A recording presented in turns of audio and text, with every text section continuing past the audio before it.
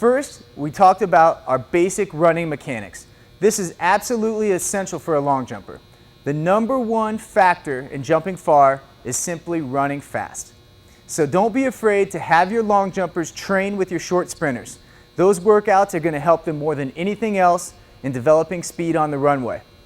Secondly, we're going to develop a very consistent approach.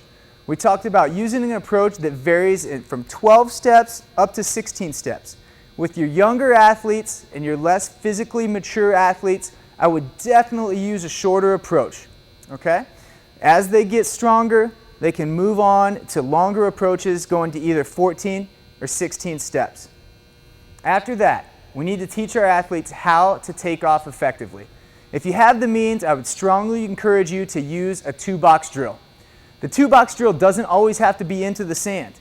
If you're indoors, don't have an outdoor facility in the wintertime or whatever it may be, get to the right next to your high jump pit, set up your boxes so your athletes can just simply do a takeoff up into the high jump pit.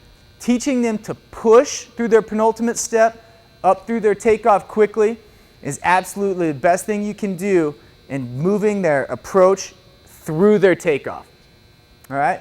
Of course, we showed the other simple plyometric drills. Again, it's all about having an active, quick takeoff and not having a braking motion or a slowing down at the end of your approach. We spend a lot of time developing speed. All right? We don't want to kill it in the last two steps of our approach. So teach your athletes how to take off effectively, moving through in a positive manner. Lastly, of course, we talked about the in-air technique. All right? Driving our knee up and forward, all right? Finishing the takeoff and not having anything move back in a negative direction. Then we talked about the hitch kick. All right? And the hitch kick is for your most advanced athletes, where we're simply driving our knee up through the takeoff, punch, punch, reach, and land.